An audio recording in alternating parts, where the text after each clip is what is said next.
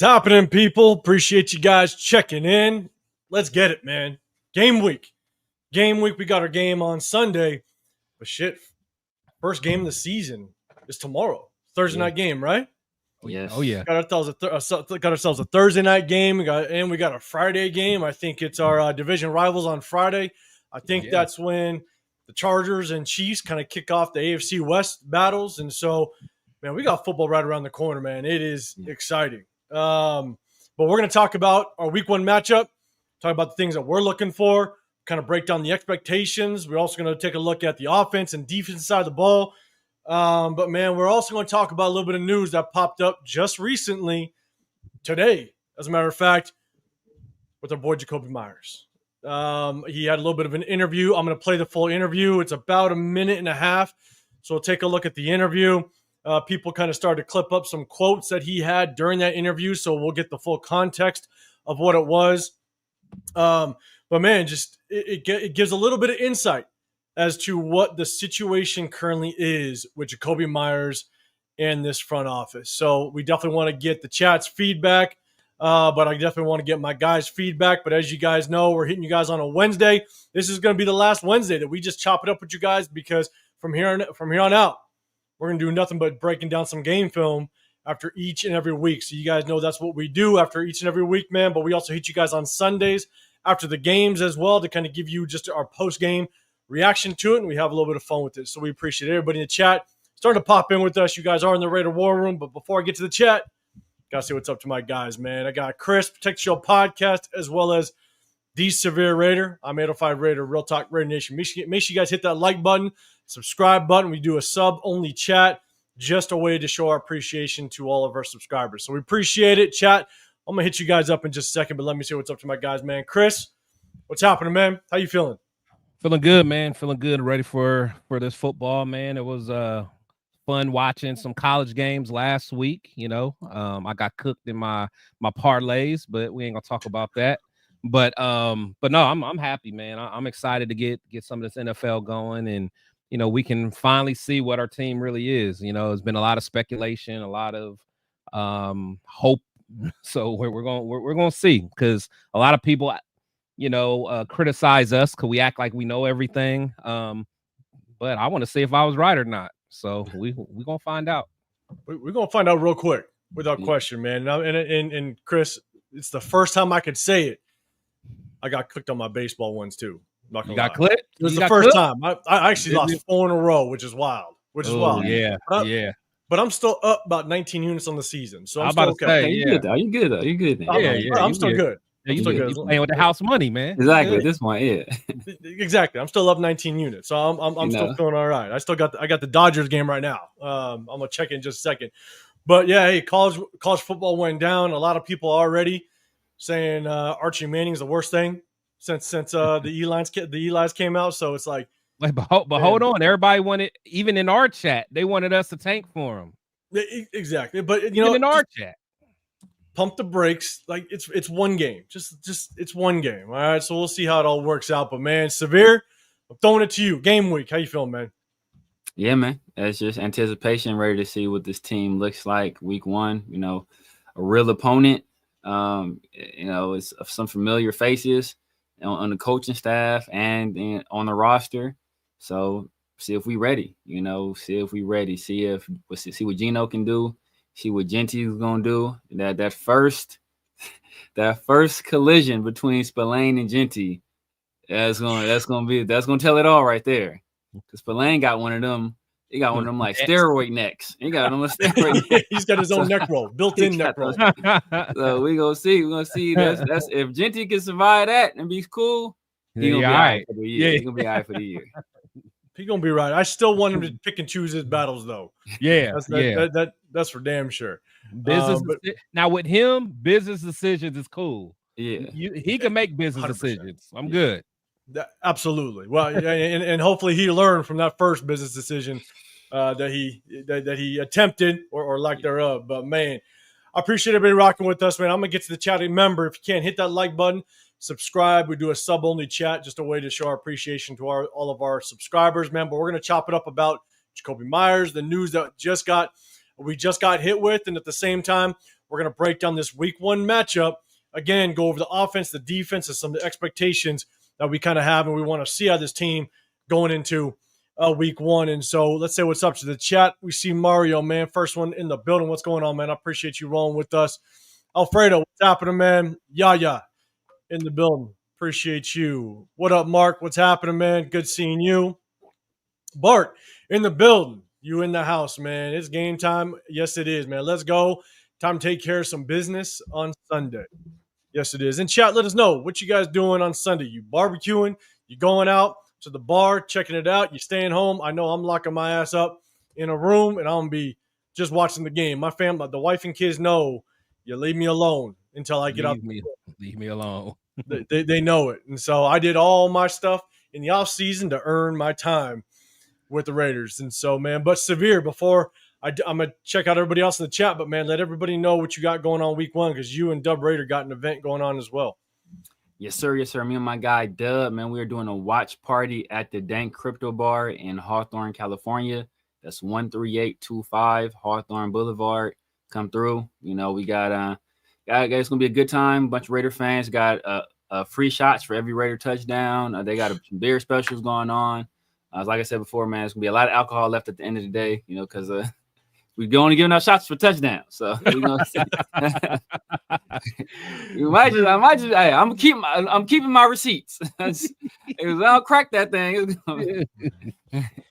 so we're gonna see. But yeah, man, you know, come on, man. It's gonna be a good time, man. We get to see our team in action, you know, first week of the year, so it should be lots of fun. Yeah, man, guys. If you guys are in that SoCal area, make sure you guys go check out Dan Crypto Bar with Severe as well as Dub Raider. And if y'all don't know, we going to be here week 2, home opener. Week 2 at Allegiant. You got the Raider War Room that's going to be in town. You got Chris, myself, as well as Severe. We're going to be there. So hit us up. If you guys going to be around on Saturday, we're going to be at Tap and Ash with Dub Raider, man. And then, man, we're going to be out and about. You know, Saturday is going to be crazy, as well as Sunday. A bunch of people are going to be down there at Fremont Street downtown.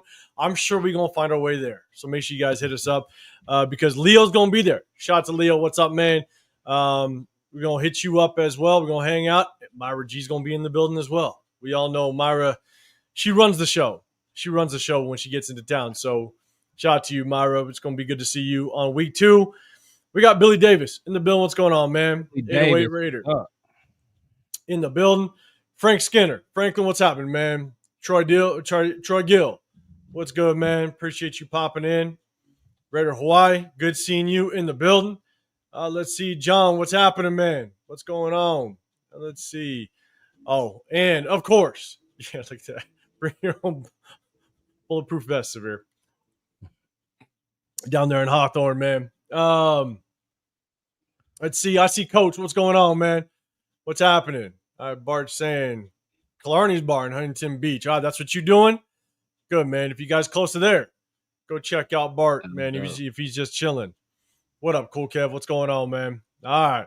So appreciate everybody, man. If you can, hit that like button, subscribe, turn on notifications. Also, you know what we do? We break down game film throughout the season. We're going to do it next Wednesday. So make sure you guys tap in, hit that notification. But if you can, also share it. If you know any Raider fans, share it to your families, friends, all Raider fans. If you like and enjoy the content. What up, Angelo? What's happening, man? All right, let's do this. We're going to jump in. We're going to break down the week 1 matchup, but let's first jump into a little bit of Jakobi Meyers. Jakobi Meyers, he had an interview inside the locker room. A lot of people were clipping some of the stuff that he was saying. Again, it looks like it's just a little bit of insight as to what this extension talk is, or maybe even lack thereof. So I'm going to play the clip, get your guys' feedback, but I'm also going to reach out to my guys here and get your feedback as well. Because again, a lot of question marks as to kind of where this talk is going, and we're going to chop it up. So let me kind of go ahead and play it. I'm going to share the screen. And again, let me know, guys, what your thoughts are after I play it. Give me that thumbs up if you guys can hear it. I'm going to play it now. There were reports about, asking for a trade. Where are things with that? And how do you separate, the business side from going out there? I asked, they said no. And that's kind of, that's where that stopped. But I mean, I'm just keep doing my job until something shake out either way. Honestly, I don't know which way it's gonna go, but I'll be ready for whatever. Are you pretty confident that something will work out here? I wouldn't say I'm pretty confident. Like I said, I really don't know where it's gonna go, but I know, like I said, I'm ready. I'm ready to go if you want me to go. I'm ready to play if you need me to play. So, Are you happy here? am I happy? It's a job, you know what I mean? At the end of the day, like I'm happy to be doing my job with my boys, but I could be happy anywhere. Everybody knows the kind of worker you are, what you do every day. Like, how hard is it to do that, knowing that there's business things that you're like, well, that's not being taken care of. Like, what am I doing on my side? I mean, it's not too hard, honestly, because I spend most of my time in here or on the field. So it's out of my mind until probably for like 30 minutes of my day. I'm like, hold on, I didn't get paid yet. You know what I mean? But for the most part, like, I'm cool. Like, I'm chilling. Once a game starts Sunday, do you feel like the business stuff is kind of like done? Like, is it off season for business and seasons for something else, or does that continue? Nah, it don't. I mean, for me, it don't stop. Like, I'm still pushing to take care of my family every day. So if it stopped for them, I mean, I'm gonna have to bring it back up or something. But nah, for me, it ain't dead yet. I'm gonna keep fighting. So Pete said compete. So that's what I'm doing. There you have it, man. Chat, let us know what you think just about that interview. You know, the one thing I will say is it sounded like Jakobi was as truthful as it gets. I mean, that's as truthful of a response that you can get. And at the same time, I mean, that is a true professional. I mean, if you want to have an example of what a professional is in that locker room, I think you just heard it. One thing, I'm going to kind of bring this up just so everybody kind of knows what we're talking about. But that's the one thing that was really interesting, right? The one reporter, I think it was a lady that said it. She said, "Are you happy here?" And he said, "It's a job at the end of the day, basically. Yeah. It's a job." And whenever you hear that, man, it sometimes it kind of, damn. When you just say it's a job, yes, it is, but that type of response is rough. So I'm going to kind of bring this up again just so everybody kind of knows what we're talking about. And I'll kind of share it on the screen, kind of throw it up at the top. But, man, chat, let us know. Mario, you're saying, bro, we need to pay him. We paid Alex Kappa, and he's garbage. Why not pay him? And that's as truthful as it gets. Jakobi will get played just like you told me. Leo, I don't want to hear one word when he balls out and goes somewhere else, man. I'm with you, man. So it's like driving a Lamborghini while living in a trailer. What up, man? Oh, God, 2 cups. Jesus Christ. Cool, Kev. It shouldn't have been dragged out in public. Take care of the business. Let's see, Mario. What up? I've seen another clip of him talking about this today. Yeah, okay. So that's just the main interview in the locker room where I think everybody's kind of clipping it up. So we're kind of talking about Jakobi, man, Severe. I'm going to talk to you first. What's your thoughts? What's your initial thoughts on that interview and just kind of the state of just the lack of, looks like, contract talks with Jakobi Meyers? Pay that man his money, man. It's like, pay that man his money. We ain't, you know, we're only paying we're only 2 big contracts, and you know, Max and Gino, and then it's a whole bunch of like moderate contracts. Like, pay Jakobi the consummate money that he deserves. You know, he should be getting paid at least as much as Michael Pittman Jr., at least as much as Cortland Sutton, and he's in that $23-24 million range per year. You give him 2 for $60 extension, that's about where he'll be at, and that's what he deserves as a player. And you hear right there, like, dude's truthful. He didn't sugarcoat it. He didn't try to play both sides. He didn't try to pander to Raider fans. He didn't try to, you know, kiss ass to the organization. He just kept it real. It's like, hey, I'm happy here, but I can be happy anywhere. You know, hey, they asked him straight up. He's like, yo, this is a job. And he said, you know, hey, does he think about it? He's like, no, but at times it hits him like, dang, yeah, what they show ain't paying me. Like, they need to run me my money. And it, you know, the business don't stop for him. And this is something that's going to stick in his mind. And this will be something that's going to come back to bite the Raiders, where if he does ball out and there is going to be some higher offers, don't be talking about, you know, hometown discount or, you know, hey, you had your best seasons here. And what about Chip Kelly and Gino? And what about your boys? Who you leaving your teammates? I don't want to hear none of that, because he gave them every opportunity. Stay quiet the entire time. And even now, he didn't even go public with his trade request. He asked the organization, and somebody from the organization, or maybe somebody from his team, but somebody leaked it. He didn't come out and say it himself. So, but when he was asked about it, he didn't duck, he didn't dodge. He didn't, oh man, I don't know what, that's nothing, and I don't hear anything about that. I only want to be here. He kept it straight up, like, yeah, I asked, and they said no, and that was the end of that. So, he kept it a buck, but he still remained professional the entire time. And you see, like, these are the guys people take advantage of. And you wonder why these players, you wonder why T.O. doing sit-ups in his driveway and Micah Parsons laying out on, like, this is why. Because the guys that are the nice guys that aren't willing to go to those extremes, they get past, they get left by the wayside. As they say, it's the squeaky oil that gets the wheel. And until you start squeaking enough, they just going to ignore you. And they're going to take care of other people. But now, Jakobi, you done turned the quiet mouse into a squeaky one. So he's about to make some noise. And, they Raiders going to have to deal with it. And now it's exposing how they're handling their business from one of the most upstanding, culturally foundational pieces on the team. Yeah, I'm with you and Darth Everett, man. Let's start a GoFundMe and pay Jakobi. Man, I'm telling you. I think the fan base as a whole, the more and more we kind of look at it, I think we are in favor of potentially bringing him back. One thing I've said is that if they weren't going to bring him back, then you better have nailed the draft. And they haven't. Jack Besh, ton of question marks. Deontay Thornton, potential, but there's still question marks as to whether or not he could be a true number one.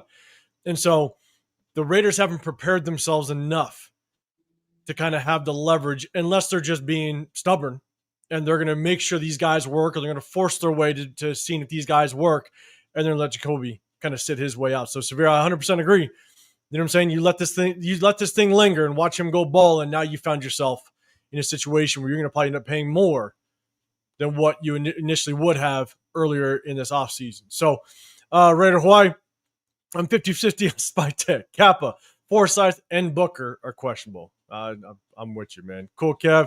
He's in a tough situation. He came here before the new regime, and his stats and market value making his negotiations tough. But he is a true number one in this locker room. I guess we'll just kind of put it that way. And it looks like we're going to rely on him to have some success this season based on what these rookies have done so far. Charlie, he's a very good player and seems to have his stuff together. I hope they sign him. Well put. He does. Enun, what's going on, man? Giving Kappa 10 mil, man. It was 5.5. So I think it's 11 mil total, man. I'm telling you.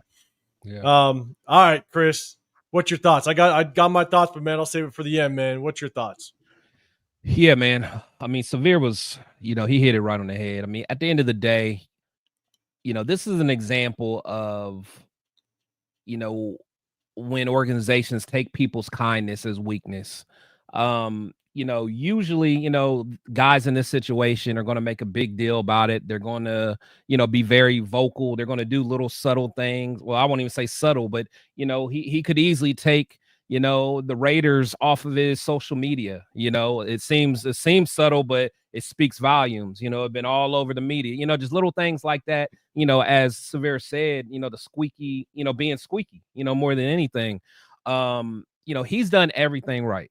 He's been a leader. He's during the off season, he's still there working with the quarterbacks. He's working with the young wide receivers.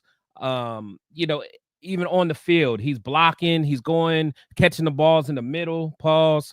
He's doing everything that, you want your players to do. We always talk about, we want guys that love ball. We want guys that are true Raiders. And we're over here playing with this dude's money, man. Talking about like being stubborn and all that. Like, he's not the type that you be stubborn with. He's the guy that you take care of because you want other young players to act like him. You want other guys who were undrafted free agents to be able to look at Jakobi and be like, look, that's how you do it. You may not get drafted. You come in as an undrafted free agent. You work your way up. And when it's time to get paid, you do everything right. You get rewarded. But no, we're setting this up completely wrong, man. Completely wrong. And again, I know I say it a lot. I know Severe as well. I mean, guys around the league absolutely respect this dude, man. They respect him.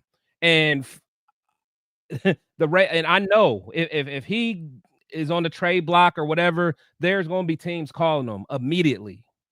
and he's gonna go somewhere where he's, appreciated, and he's gonna ball out because he's not a guy that's gonna, not, do what he's supposed to do. So, man, salute to him. But the thing is, and I was telling Severe and them earlier, man, it's like a part of me almost wishes he was a little bit more standing on business a little bit more, to be honest. But, at the end of the day, it's always protecting the shield, but, and I want it to work. But, man, I almost want him to be like, take the Raider logo off your social media. Get their attention. Don't just ask them and they say no and then just it stops there. No, it shouldn't stop there. This is your opportunity to take care of your family. Like he said, they basically tried to draft your replacement and then they found out they swung and missed. So, man, you got to take care of yourself, man. So salute to Jakobi. I hope we pay him. We bring in what's his name? Cooper. Cooper's built like me.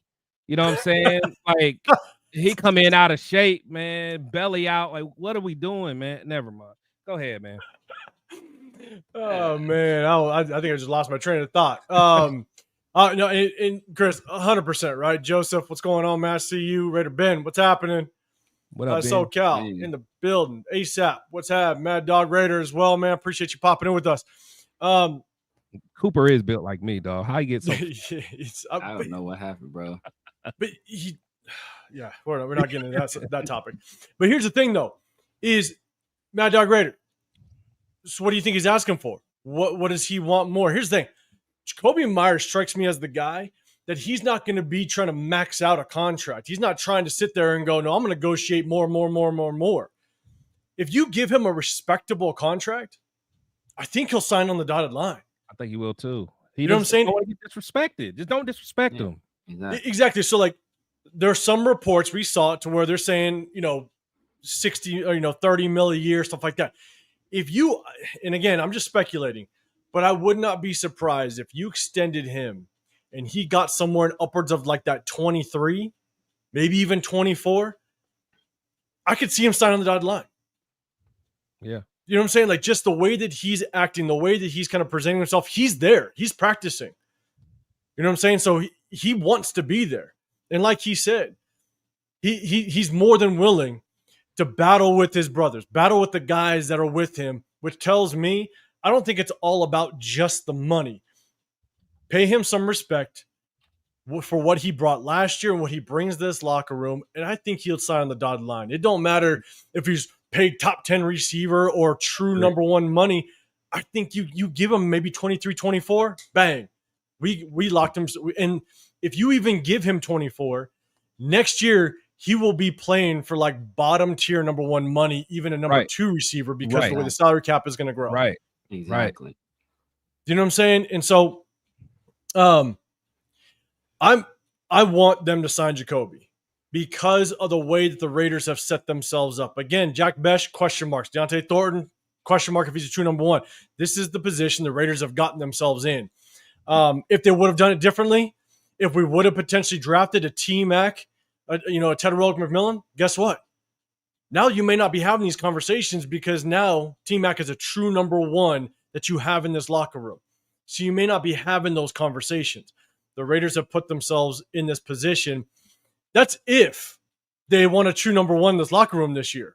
Right. You know what I'm saying? I mean, if they're willing to just move on and they want to save some salary cap and next year's, our year, then the writing's on the wall.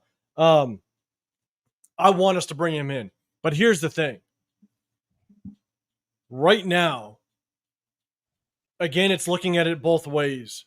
Right now, Jakobi Meyers might be looking at going, why trade me when there's no team that right now is truly going to put him at his full value, right? Everybody's set for the season. Everybody's ready to rock. You're literally you're in some cases, you're 4 days away from the week one opener.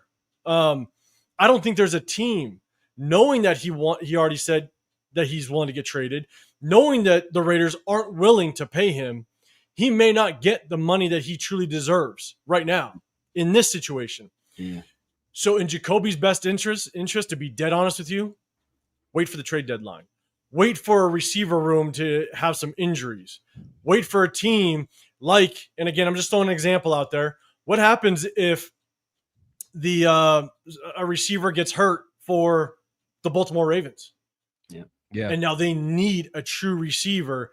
There's his leverage to get a decent payout and go to a team that could potentially provide him more value. And it also benefits the Raiders. I'm not saying I want them to do it, but it benefits the Raiders because now you could trade or have a trade partner that you now know needs a receiver to be added to that locker room. So I could see this something going down more that trade deadline because now Jakobi, get a team that's going to pay more value for you, and you can get a decent little pay raise this season. Again, I don't want to see it happen. I want to see us bring him back in, extend him, but it looks like that's kind of where the direction that we're going. Yeah. And it gives the Raiders more time to figure out who Jack Bech really is, and is Deontay Thornton really going to work out? To be honest, what I could see happening is we trade him to the Patriots after we get done playing the Patriots. Ooh. Honestly, I mean, you don't want to trade him before. You want to get that game out the way because Josh McDaniels and Vrabel, they would absolutely love someone like that in the locker room. Get you a reliable safety blanket for your young quarterback, a guy that is going to be Mr. Consistent. He's going to be there, do things the right way. They got a young team. They got money. Like, to me, I could see that happening, honestly. And I think he would want to go there. Because part of that, in that same interview, he kind of talked about, he answered a question about Josh McDaniels. And he actually kind of slipped up and was like, yeah, he basically was like, yeah, I'm glad he's back over at the Patriots. He's basically saying he should have probably never left the Patriots, basically saying he should have never came to our organization. But he's always been someone that respects McDaniel. So I literally could see after we play them, we'll ship him over there. Mark my word. And Dan Campbell, you're saying bullshit for him to wait 1 week before the season kicks off. And I maybe share the same sentiment with the guys I share the screen with, is that's not on him. That's on the Raiders dragging their feet, knowing that they were trying to figure out. Yeah, like we just showed the interview. He's being an absolute professional, but this is part of the process. This is another step in the negotiations on his side. But at the end of the day, this is all on the Raiders. For either they completely missed the boat on his replacement, or they're being stingy as hell and they're just preparing for next season. They're willing to walk off from him. He's never been a part of the future plan. And Jakobi Meyers is just trying to gain his leverage to say, look, I know what I bring to this locker room. I know what I bring to this Raiders team. And it's just another step in the negotiations. I have no problem with doing it the way that he did it, because guess what? He's still at practice. Exactly. That's it right there. It right there. He's not just being a distraction. It's just him trying to move the needle to get something done because he doesn't want to leave. He wants to be a part of this team. Yeah. And so I don't fault him for lighting the fire. And when Chris said it, and now Severe said it as well, don't mistake his kindness for weakness, because that's exactly what they're trying to do to him. Exactly. Yeah, so, if he was loud, if it was, a diva, I bet this would have been handled a lot differently. In fact, they probably would have took care of him before Colton, because Colton is actually kind of the same way, they so had two guys that are soft-spoken, stay under the radar, do things the right way. They got lucky. They got lucky. One of them is a diva, for real. Exactly. Let that have been Trent Williams in AB or somebody. You know what I'm saying? And look, Joseph C., here's the thing, and it's a good point to bring up, and I want to bring it up a little bit earlier, but I honestly forgot. There's so much to talk about with this whole Jakobi Meyers situation, is we have the salary cap. Exactly. We have had the salary cap for a while now. And we have it to bring him in if we want to prioritize having potentially, honestly, just a good season. Without Jakobi Meyers, man, it's tough. So, and you guys know I've always said it. I'm all about the players getting paid and getting paid what they feel they're worth. And Jakobi Meyers brings a lot to his locker room on and off the field. No, So, definitely. man, I appreciate everybody rocking with us. Let's see. Mario Jr., all this Jakobi stuff just tells me Spytek is just waiting on Best to play good. That's why this Jakobi contract's taking so long. He might be waiting a while. He waiting a long ass time. He might be waiting a waiting long ass time. Wow. I'm telling you. So, and that's the hard part, right? Raider Hawaii. Jakobi has been an Iron Man. I think he only missed one game in the last 3 years. Oh, he's Mr. Reliable. He's there. He's always available, and he don't drop passes. Exactly. And he blocks. And he and don't while talk. doing the dirty work. That's what was crazy. Like, he does all that while doing the dirty work. Right. And that's ready to do what's going on, man. This is how you know we ain't serious about competing. Kobe ain't. He ain't a one, but the Raiders stay playing when we going to stop. When we're gonna stop being cheap in free agency now, cheap with our guys. Yeah, he ain't a one. Yes, you're right, but he's a one in this locker room. So Raider, yeah, 100%. Look, during joint practices, he was the only Raider wide receiver that was getting separation. Yeah, the only one. Yeah. So you know, and then Brock. like we had 11 draft picks. Well, we got 2 starters out of that. 2 starters. Yeah. And one of the starters is like it's almost like by default.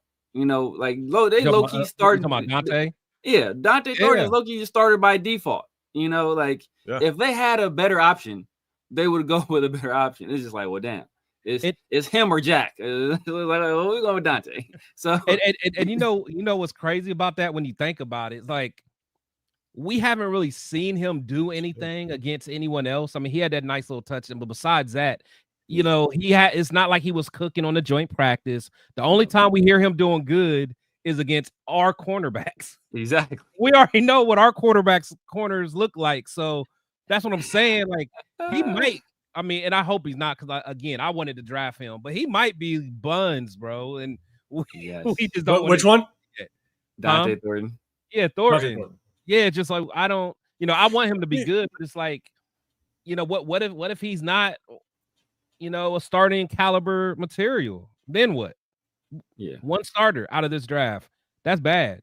But here's the thing: is I didn't mind Deontay Thornton because when we were kind of going through the drafts and stuff, right? The mock drafts and everything. I said I started kind of leaning off of T-Mac because you can get somebody in that 3rd, 4th round, right? And so Deontay Thornton, in my opinion, was one of those options. But the thing if you get Deontay Thornton, there's still question marks on just how many, is he a true number one? He's a speedster. He could take the top off of a defense. He could be that deep threat. But is he a replacement of Jakobi Meyers? That was the question mark, you know? And so they went that route. They decided to go that route. And now we break down that game film. We've broken down not the Cardinals game, but we've broken down Deontay Thornton's route running ability. And there's question marks on just how crisp he can actually be as it relates to route running. And there's question marks. No, for sure. For sure. Yeah. So this is the Raiders have made their bed, and undeniable, man. You're saying, so if we trade Jakobi, are we still not trying to win? I don't think so, because you're relying on a bunch of young rookies to help out. You got Genty, rookie, Besh, rookie, Deontay Thornton, rookie. Youth movement. They trying to youth movement. Yeah. You're truly in rebuild mode at that point. And you brought in your number 1 free agent acquisition in the offseason was Geno Smith. Why do you not give him that additional weapon outside of Brock Bowers to find success this season? Why do you not do that? Yep. And then all we've been hearing about all camp is, man, that connection between Geno and Jakobi is something different. Right. The connection with Geno and Jakobi is something different. So you got this guy and Kobe, and what makes it, what's like I said, man, I don't believe none of these people say no more, man, because they full of it. Because Jakobi is, as Chris is intimated, he is the story. He is a guy who was recruited to NC State as a quarterback, redshirted. They moved him to wide receiver, and he started producing as wide receiver. Went undrafted to the Patriots, and then start producing for them there. It's like, bro, this is the guy that you want to be. And he's not a loud, boisterous guy. He's not in your face. He's not out promoting Jakobi. He just goes to work, does his job, goes home. You feel me?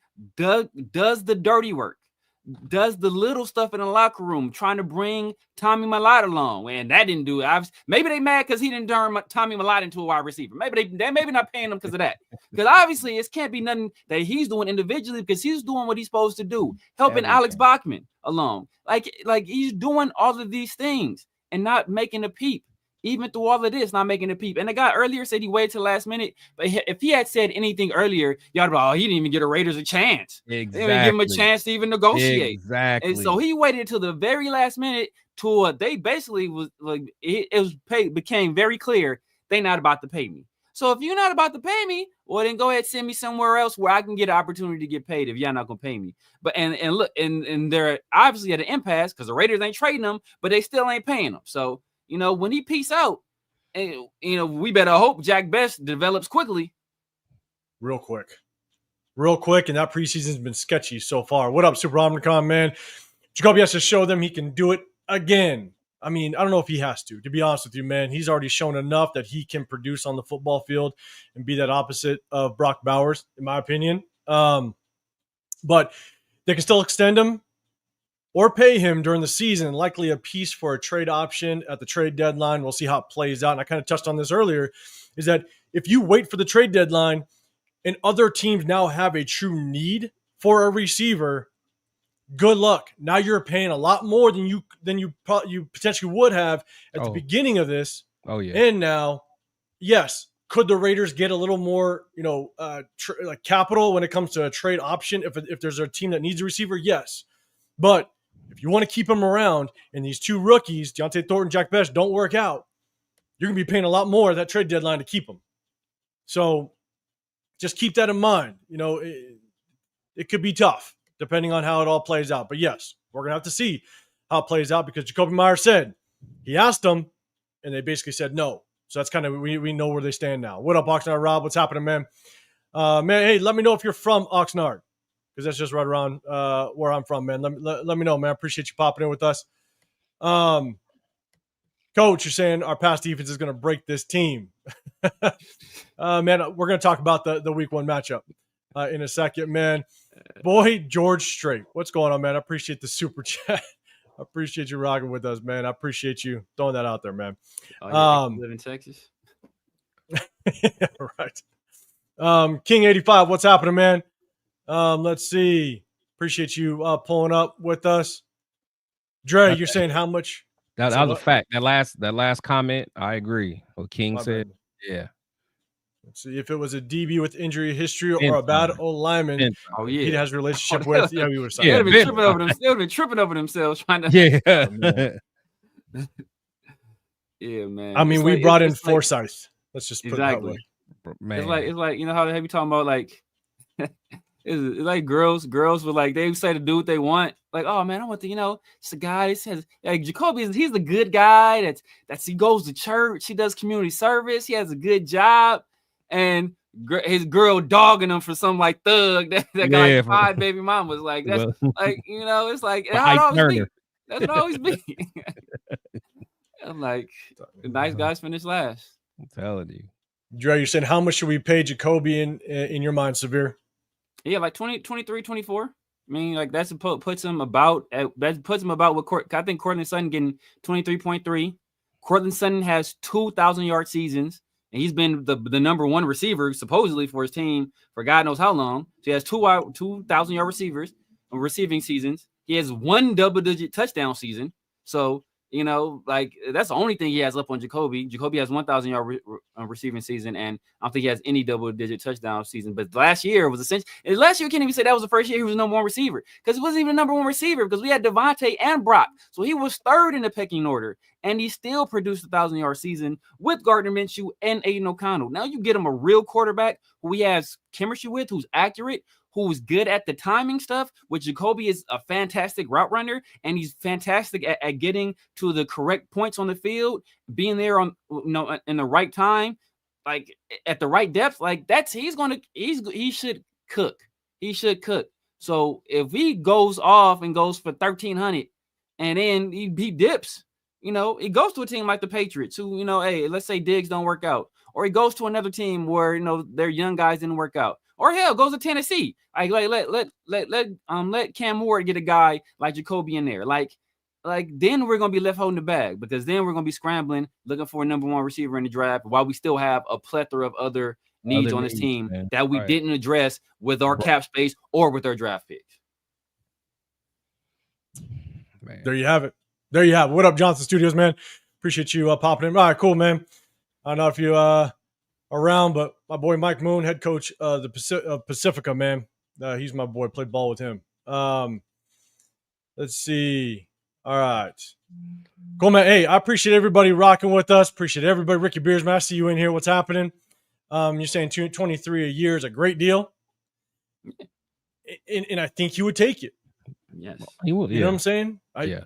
I think he'd be good with it. I don't think he's asking for the moon. You know what I'm saying? I don't think he's asking to be paid top 10. I think he'd take it without question. Cool. All right. We kind of broke that one down. All right. We broke that down a little bit. Let me kind of before I just want to say this. When he left the Patriots, it was a similar situation where they didn't want to pay him. And, you know, he had a deal from the Raiders, and he asked the Patriots to give him that same deal, and they said no. And then what did the Patriots do with that money? They signed Juju Smith-Schuster, and he was terrible. So, man. Watch history repeat itself. Watch history repeat itself. Yeah, I forgot about that. Man, God damn it, Severe. Don't throw that out there. See, sometimes, Severe, you remember too much. I forgot. Damn it. And like, damn it, I hope it don't work out that way. That Juju experience was nasty. Yeah, Jesus, man. All right. Okay, like we were saying, again, guys, we're talking about that week one matchup. If you guys can, hit that like button, hit that subscribe button if you want to get included in that chat. We do a sub-only chat, just our way of showing our appreciation to all of our subscribers. We appreciate it. If you guys can, hit that like button, subscribe, turn those notifications, because we are going to break down game film. Oh, shit, we'll go live Sunday night, post-game reaction to the game, but then that following Wednesday, we're going to break down the game film like we always do, like we did last season. You guys have rocked with this last season. One, we appreciate it, but two, you also know how we get down, how we do it. So hit that notification. But before, if you guys can, if y'all know, Chris, Protect the Show podcast to my left. Make sure you guys go hit him up. The Severe Raider on this side of me. I'm 805 Raider, RealTalk Raider Nation. Also, make sure you keep on the lookout, because Chris, do a quick shout out, man. You got an interview coming up. Yes, make sure you guys hit that notification, because it's going to be fire. Let the people know what that interview looks like. Yeah. So for everyone that didn't hear, so I actually have a fire interview set up with Jason Campbell, the ex Raider quarterback, man. So I'm so excited, you know, to be able to talk to him, you know, because he was actually the quarterback, you know, that year that Al Davis died, and he was the quarterback, you know, where we had that explosive offense. You know, we were actually on our way to making some noise, and then he got hurt. McFadden got hurt, so it was tough, man. But make sure you guys, you know, are all subscribed to me and put your notification on. It's probably not going to be live because of the timing. He needs to do it in the morning, so I'll probably have to pre-record it and then I'll drop it. So make sure you guys check it out. It's going to be a fire conversation. You guys know how I get down with the interviews, man. So make sure you guys check it out. Yeah, man. Hit that notification without question, so you guys make sure you don't miss that one. What up, Alec? Yeah, man, I appreciate you popping in with us. Jonathan Studios. Where's Tom Brady and all this shit? We're wondering where he is. We're wondering what effect Tom Brady is going to have on this team, except for financial. Yeah, we're all still wondering, but we'll see. All right, I'm gonna share the screen. Week one matchup. Let's get this preview in, man. We're here. Yes, sir. Yes, sir. We in it. Hit that notifications. We're gonna hit you guys with the post game reaction after that game on Sunday evening. But man, let's talk about it. All right, chat. Let us know. Well, let's talk about the defense first. We'll talk about offense in a second, because we just talked obviously about Jakobi Meyers, all that fun stuff. But let's talk about the defense first. So chat, let me know. Hit that hashtag Raiders if you can first. Type hashtag Raiders, then let me know what catches my eye. And so let me know what you're looking at on the defensive side. What do you expect? What you're looking for. Again, we're going to talk strictly defense, and then we'll jump to the offensive side first. I'm going to give one thing, and then I'm going to shoot over to my guy Chris. But here's the one thing. The one thing I'm looking for on the defensive side, Patrick Graham knows Josh McDaniels. He knows what he's going to want to do on the offensive side, kind of what his schemes look like, kind of what he's going to be heavy on. Obviously, Josh McDaniels likes to run the football, so we're probably going to get a big dose of that. It's going to be, as much as we got a lot of storylines with this one, Patrick Graham, it's your time to shine. Shut down that McDaniels offense over there, because you had at least 2.5 years of understanding what it is. I know, 1.5 seasons of understanding what it is. It's your time to shine. So I'm definitely looking out for that, man. So chat, let me know. Hit that hashtag Raiders so it catches my eye. But Chris, man, some of the things you're looking for on the defensive side, let me know. Yeah. So, you say that, and I actually got to swing it over to the other side. Josh McDaniels knows Graham. Yeah. Josh McDaniels knows, if anyone, he'll know how to somewhat neutralize Max Crosby. He knows his tendencies. He knows things that kind of will get him off the path and stuff like that. But I do think it's going to be a chess match. I really do. I do. So Cal. But no, I definitely think it's going to be, a chess match. However, I really do not feel comfortable with our DBs at all. I do think our linebackers are, they're actually one of the stronger units, on that, on the defense. And I don't know how our interior push is going to be, on the line. I have a lot of faith in Kuntz, and of course, I know Max is going to do his thing, but I don't, I think Booker's starting, and I know our man Adam Butler, he's going to get busy, but I just don't know, man. It's definitely going to be, a game of chess between those two guys. And when we're dealing with, I actually like Drake May. I think Drake May is a good young quarterback. So I think our defense gonna have their hands full, to be quite honest. I really do. Diggs is looking good. He looks like he's healthy. I mean, I can't see Eric Stokes doing too much with him. I definitely can't see what Kelly Blue or whatever his name is. Kelly. Yeah, I can't see him doing too much with him. So we'll see, man. I agree with you. I think it's going to be a chess match, but it's a chess match that Patrick Graham needs to win. Oh, 100% absolutely. agree with you. Yeah, no, You know absolutely. Absolutely. Because you're right. McDaniels knows Patrick Graham as well, knows his Yeah. defense. He's had to sit down with McDaniels and try to, just kind of sell his defensive philosophy so that, Yeah. he agrees with it when he was our head coach. And so he knows him. But yeah, I agree with you, man. It's going to be an absolute chess match, and it's going to be an absolute test for Patrick Graham. And I'll tell you, Coach, you guys losing 31-21. I'm telling you, if this Patriots offense puts up 31 on us, this fan base is going to go crazy in a bad way. Ricky Beers, man, you're saying the argument against Brady Brady probably says it's possible to win Super Bowls with mediocre receivers. We'll see if it works out. I don't know. Cool, Kev, Kyrie, 2 sacks. We'll see. We will see. Alec M, Max, and edge players going to feast. Let's see what happens. Joseph C. Jamal Adams is going to get 2 sacks on Sunday. Severe, I'm going to throw it to you. But Johnson Studio says, man, Travion Henderson, and this is why I'm throwing it Severe, because I'll tell you, we're going to see who outplays who. That's what we're going to talk about the offensive side. But Travion Henderson, has a rookie ever gotten 100 yards on the ground in his first NFL start? I don't know.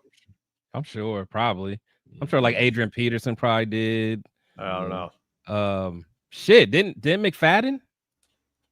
I remember McFadden. I thought he started off pretty good. He cooked, but I think he started off slow though. He had his first game. Was it the Browns or the Jets where he had like that 200 something? But he started going crazy. Because remember he was dealing with like turf toe or something like that before. He was dealing with turf toe. As a rookie, though, I think he was cool as a rookie. I thought, because that's like I fell in love with McFadden quick. I'm like, oh, he's nice, man. Yeah, yeah. You might be dealing right, with something early. I thought he was dealing with something early, like turf toe or something like that. Early, I swear that was him. And then like it was a game against like what's the Jets or the Browns where he like went off, and it was like, oh, he's like he's established himself on the scene and like he's the guy now. So. But did Adrian Peterson? I don't know if Adrian Peterson went for 100 as his first game. He got close though. I know he has a record for most yards in the game, NFL game ever. He did that his rookie year with 296. Yeah. And he could have went for 300. He could have went for $3 bills if he wanted to. So, yeah, man, this game is going to be, like I said, it's going to be a tough game for us, just for the simple fact that, first of all, it's the 10 a.m. start on the East Coast. So we making that plane trip over there to a hostile environment with a whole bunch of young guys who we expect to contribute. Right, we got a new center, and so we're gonna have to go back to the silent count again with the new center. And they was so rough at it, they had to stay damn near the entire preseason, week 1, working on the silent count to make sure it was right. And then you got Christian Barmore there, you got Williams there, you got Carlton Davis at one corner. And then we don't know if Christian Gonzalez is going to play. I think he hasn't been practicing. But if he plays, you got Christian Gonzalez over there. Then you got Kyle Duggar. Then you got Calevon Chason out there. You got Robert Spillane in the like they got, and Vrabel, we know he's in a Vrabel defense, bro. Yeah, in a Vrabel defense. And then Josh McDaniels coordinating the offense. We're with Ramondre Stevenson and Antonio Gibson and Travion Henderson, with Kyle Williams as a slot receiver, and Stephon Diggs conceivably healthy. The only question marks they have is basically on the offensive line, and they got Will Campbell in there, so we'll see what they can do there. So it's a tough road to hoe. Well, we're going to be asking a lot on Genty and a lot on Geno Smith. Like there's going to be the guys that have to, and Brock, obviously Brock, but those are going to be the guys that have to carry us. And Jakobi, I think Jakobi going to get off no matter who's out there against them. But those are going to be the guys that have to get off for us, because we have so much youth out there that it's going to be tough. And then Drake May, he presents the same challenge that we kind of struggled with Josh Allen, where Max Crosby, he doesn't keep contained. He doesn't keep contained. Exactly. He's an instinctual guy, and he tries to jump those gaps. And you got a mobile quarterback like Drake May, he'll make you pay. I think at one point he led the league in yards per rush attempt. Of all qualifying players, Drake May led the league in yards per rush attempt. So he's a guy that obviously can hurt you with his legs. He has a big arm, and he has some deep threats as well. So this is going to be a tough game. It's going to be a tough game. The one thing I'll add, and I got kind of my points on the defense, is this is going to be a game of adjustments. Week 1 is always difficult, especially in our situation. It's going to be difficult for both sides because we are almost in the same exact situation as it relates to coaching staff and players, right? You got brand new head coaches, brand new offensive coordinators, brand new defensive coordinators. You got offensive coordinator that doesn't have their quarterback. You brought in a brand new quarterback, right? So Josh McDaniels is trying to figure out Drake May with all new receivers. You got us. Chip Kelly doesn't have really any history with Geno Smith, so they're trying to learn it, right? There's going to be so much that is going to have to play out as it relates to adjustments in this game. It really is going to come down to who adjusts better, right? Who better prepared their team for the moment. And this is one of the biggest things is we cannot get caught behind early. That's the biggest thing. We cannot go down 0-10, 0-13. Or being one-dimensional. You know what I'm saying? Like you cannot get down early, especially when you're going East Coast. You're the away team. And so that's one thing I do not want to see is us start out slow and it bites us in the ass very early. Now, when I say that, the one thing I got to see Patrick Graham improve on, and it's got to start this game, is 7 out of our first 9 games last year, the opposing offense went down opening drive and put points on the scoreboard. Mm-hmm. They either scored a touchdown or a field goal. If you remember, even that Carolina game, that week 3 home opener last year, where Andy Dalton just put belt to ass to us, he went down opening drive, scored a touchdown, and then it just fell apart from there. I mean, the only 2 games, those first 9, that we were truly competitive the entire game was when we stopped their opening drive to no points. Outside of that, we let the opposing offense go down and score points opening drive. Patrick Graham has to stop it. That's a good point. He's got to kill that trend and allow this offense to kind of get their groove going, because one of the hardest things to do it's in each of our situations. It's with the Patriots and it's with us. It's going to take probably 4 to 5 games for our offense to really gel, because it's all brand new pieces. It's brand new offensive coordinators and quarterbacks. So, and we're going to rely, especially on our side, we're relying on a lot of rookies. We're going to rely on a Jack Besh. We're going to rely on a Deontay Thornton. We're going to rely on a Genty to kind of get things going. And so we cannot start out slow. We got to make sure that we stop them on defense, because one of the hardest things to do to start the season is get your offense up and running. So that's definitely something I'm going to be watching for. Is Patrick Graham, you better start out strong quickly and kind of help this offense just develop a little bit and gain their momentum as the game goes on. One thing I got to see, and we saw kind of a lack of it to start the preseason, we got to tackle. We got to tackle and we got to fly. I mean, if we start to see missed tackles, obviously, that's the one thing I wanted to bring up, but we kind of got right into the preview, was the final depth chart. Shit, I'll find it when we start talking. Is Kai Blue Kelly. He's got the start. Darian Porter isn't even starting. And we saw the lack of tackling that Darian Porter had as it related to the defense. Some special teams flashes. But, man, we got to tackle well. Defense got to fly the football. And the one guy, Max has to produce, but the one guy I want to see wake up a little bit and really just kind of, I guess, shake the nerves of some of the fan base, I want to see Malcolm Kuntz ball. Yeah, me too. And maybe it doesn't necessarily mean he's balling and he's getting sacks. I want to see him have an impact in the run game. I want to see him be able to kind of get those stops in the run game like he did at the end of that 2023 season. So I definitely want to see Malcolm Kuntz kind of wake up a little bit. But then obviously the normal ones, create turnovers, help that offense out, give them more opportunities. But we got to win on first down. That's the biggest thing. If we can get them in second and long, if we can get them in second and 12, if they win on the first down and now they find themselves in second and 4, that's never good. That's not good. We got to win on first down. Yeah, that's a good point. So the thing is, they're going to run the ball until we prove we can stop it.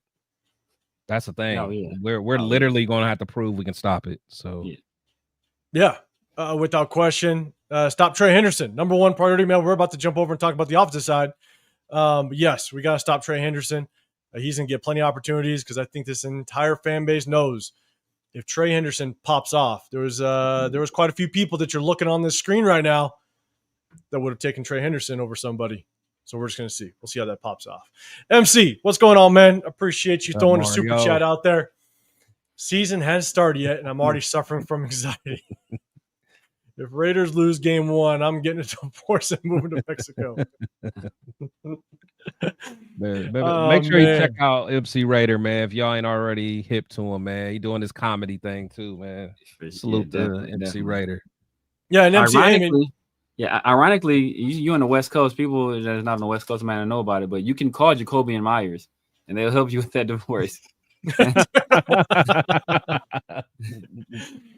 Oh shit. That was a good one.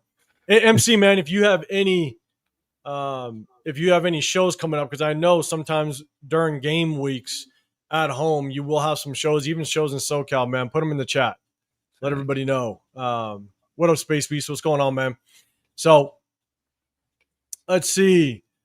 And here's the thing, is we should be able to have some success given the fact that this is a young offensive line and kind of new offensive line the Patriots have, right? They got Will Campbell that they drafted. So it's a young offensive line that's going to have to gel and just kind of be able to figure out how they're going to work together in a real game type situation. So, as we all know, preseason, you're not going against the number ones all the time, so it's going to be interesting to see just kind of how they start the game. So I definitely want to see us kind of bring pressure to this young offensive line and force them to kind of think and work and, man, shut down that running game. So it's going to be interesting. And what up, Raider Paul? What's happening, man? LKM, yep, Graham's got to cover the middle of the field. Raider found y'all giving Henderson too much credit. He was a preseason hero. You're just hating on us because we're giving up the Patriots way too much credit right now, and we're not. We're not. If you watch Henderson play, I'm a Michigan fan, and I got to keep it real about Henderson. That boy can play, man. That boy can play. Yeah, man. Look, it's crazy that they'll say we give Travion Henderson too much credit, but everybody was like ejaculating to asking Genty running over a cornerback. Like, oh my god! Like, and were we giving Travion too much credit for his very first touch? Him taking it 100 yards on a kickoff return, or then him coming back and running over a guy, or then him coming back and scoring a touchdown on like in the actual preseason on a great run where he showed patience, vision, and the burst to get through the hole. Something we ain't seen, certain other running backs showed it so far in the preseason. So I mean, look, you say what you want to, he's going to be a problem. He's going to be a problem, and with and he's Josh McDaniels had James White before. You think he ain't about to use every skill set that Travion Henderson has in that tool bag? We gonna see week one if he's too hyped up, or if we giving him too much credit, or if he's just a preseason hero. Yeah, I 100% agree. And because last thing I'll say about the defense is, look, Josh McDaniels gonna come out. He's gonna want to run the rock. They still got Ramondre Stevenson out there that can still be kind of a short yardage kind of bully, get downhill. We got some weaknesses on the interior. I mean, Booker, and I'm going to bring up the depth chart, but Booker is slotted as the starter in the depth chart, and we broke down that game film. It's going to be interesting to see just kind of how they attack him, because he's definitely that weakling on the interior defensive line. So we'll kind of see how that running game kind of works out. Now let's jump over to LKM Henderson. He's promising, right? We'll see just kind of how it works out. Let's jump to the opposite side. Opposite side, what we're looking for. So chat, let us know. Do me a favor, hit that hashtag Raiders. Then let me know if you have a question. Hit that hashtag Raiders as well. You know what I'm saying? You guys fly with the chat. I definitely appreciate it, but it just catches my eye. It allows me to just kind of pick it up on the screen, answer the question, or at least put it up there. And yes, if you just double tap that screen, it hits that like button. We definitely appreciate it. So let's jump to the offensive side. What do you guys expect as it relates to the offensive side? Chat, let me know. Severe, I'm going to throw it to you first this time, man. Just looking at that offense, man. What are you expecting? What do you want to see out of this offense week one against Patriots? Man, we got to establish the run. Obviously, we drafted Genty for a reason. So I think it's imperative that we establish the run. You don't want to give guys like Williams or Harold Landry or Caleb on Chasing. We don't want to give those guys like a whole bunch of opportunities to rush the passer. So we want to, just eat up clock, ball control, play action, get Brock, get Michael Mayer, get Jakobi involved. But we want to just be able to lean on those dudes all game. Just run the rock, keep us on schedule. Nice runs. I'm looking for Genty to go out there and make a statement, right? I know a lot of people have been questioning whether he should have been a top 10 pick. This is your opportunity. And you were right, Chris. Adrian Peterson, he did go for 100 yards his first game. This is game 2. He didn't go for 100. But his first game, he went for 100 yards, and then he had a 60, and he went for 60 yards and a touchdown. So, yeah, I think two touchdowns, 160 all-purpose yards or 160 something all-purpose yards, 2 tuds. So that's a generational player right there. So bro. You want that out of your guy that you're putting all basically. You stake your entire draft class on him being a productive player, essentially, because you go for a running back that high in the deepest running back draft class possibly of all time. You are saying that this guy is going to be a stud. He's going to be bell cow, premier player at his position. So I'm looking for him to establish that immediately. Yeah, and SoCal, man, you're saying I think Geno's mobility and calmness leads the Raiders to victory, man. I hope so. And I'll tell you right now, when we were breaking down Stone Forsyth, I don't know if I'm saying it right. Don't matter. When we're breaking down, don't matter. When we're breaking down this game film, man, I'm telling you, Geno knows how to run for his life. Yeah, man, it was brutal watching that game film. So let's just hope he doesn't have to go in the game. But One thing I will say, and Chris, I'm going to throw it to you, is there are rumors that Christian Gonzalez may or may not play in this game. There's some question marks, and if he doesn't play, Gino, you better locate him quickly. Wherever his backup is, locate it, pick on it as much as we possibly can. You know what I'm saying? And so whenever there's an injury, whenever there's a key player, man, you want to target that guy and expose whoever that backup is. So that's definitely something I'm going to be watching out for. So, Chris, man, what's your thoughts? Key points on the offense. What do you want to see? Expectations? Let us hear it.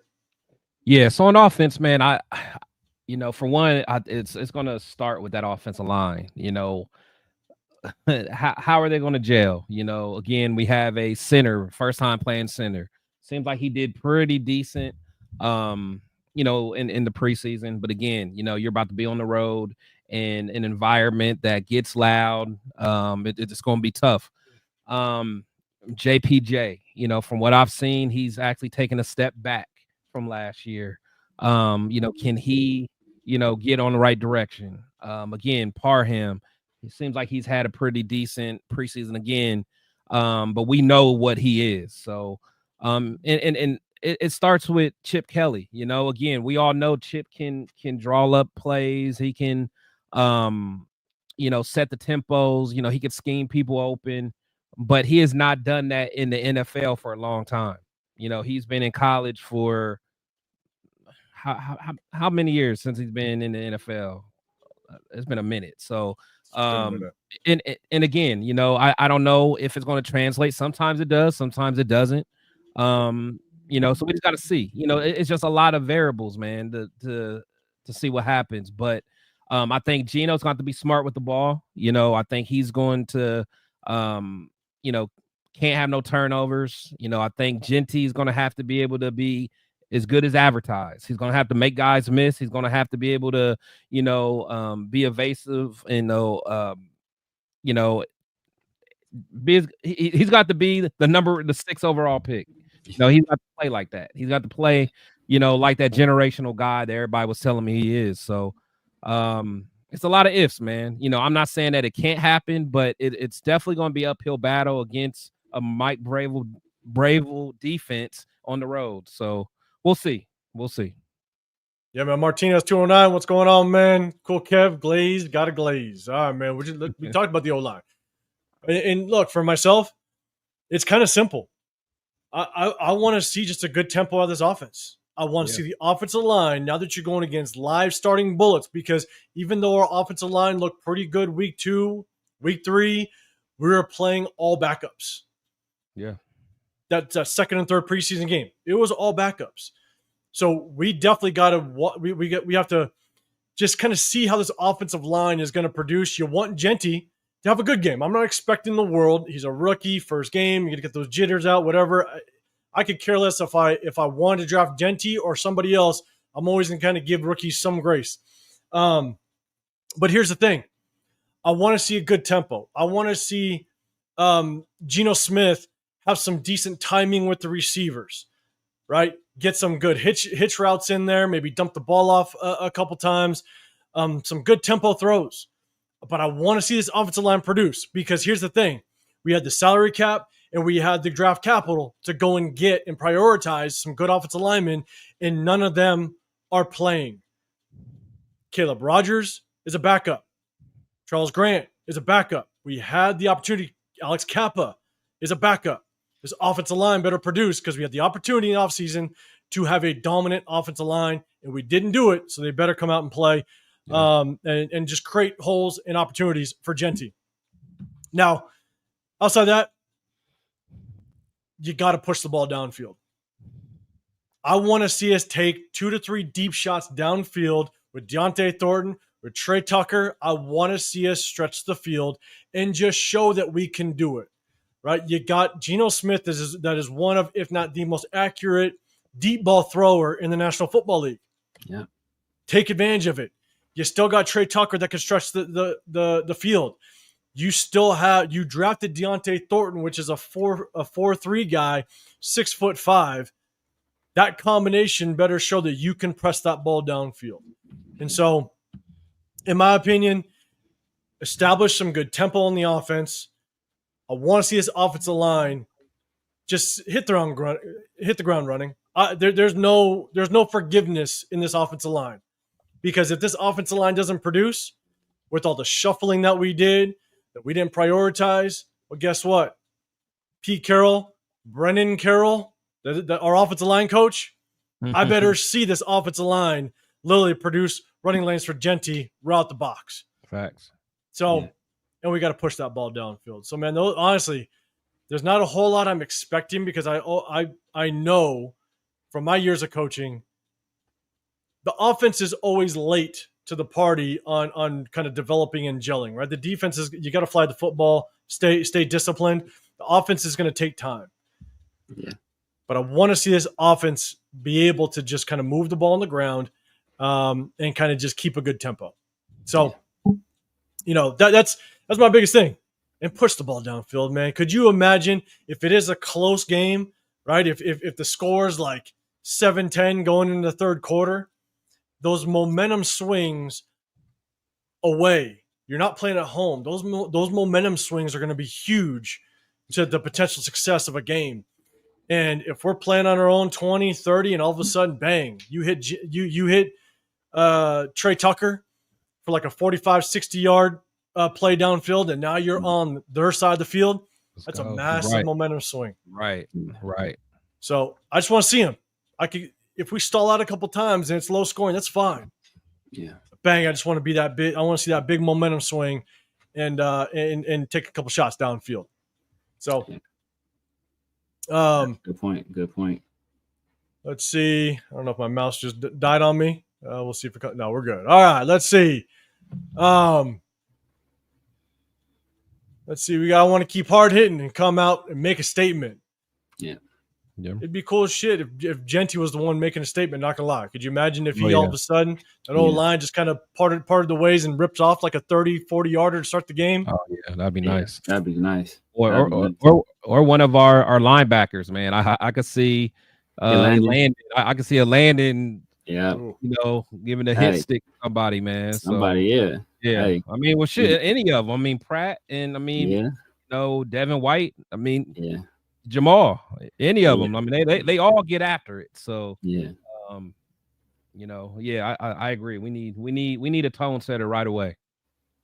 Yeah, man, that'd be awesome. 808 Raider, man, got to keep a fast tempo on offense, Chip Kelly style. It's gonna be interesting to see what kind of offense Chip Kelly kind of runs with. Because he's gotten away from that, right? He did it with the Eagles. He understood I can't transition this college game to the pros, so he definitely kind of changed it up a little bit. But it is going to be interesting to see coming from Ohio State, more that kind of spread you out type of offense. I'm curious to see just how much he is going to prioritize kind of that running game and really stick to it. You did pick Genty number 6 overall. You better use him. But yeah, man, Chris, do you think Chip Kelly's going to come out with that same style of offense you might have saw over with Ohio State? How's that going to transition over here? Yeah, see, I don't know, man. I really don't know because you had 2 dogs in the backfield at Ohio State, and then I mean, Ohio State just had a good setup for him, to be quite honest. Yeah, with a lot of speed on the outside, and you had one of the best receivers in the country, then 2 bell cow running backs. Yeah. Then you had like a game manager at quarterback, so he had a good setup, to be honest. And to be honest, I didn't really watch him at UCLA, so I can't really say what he did there. But at Ohio State, I mean, it was picture perfect for any offensive coordinator, to be honest. He had a ton of weapons. Yeah. Oh yeah. Yeah.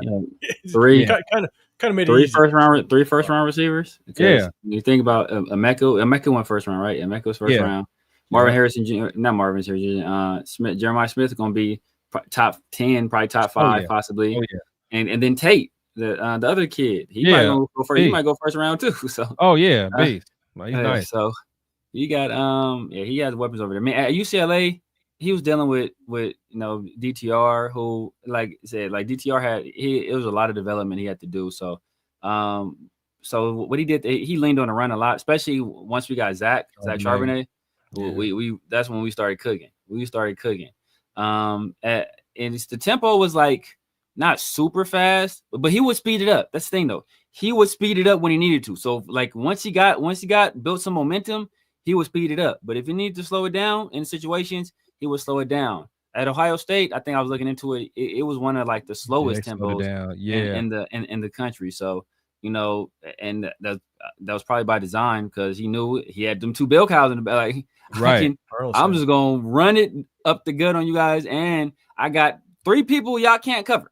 Right. Like, right. let me see your third corner Right. cover this future first rounder. Let me see it.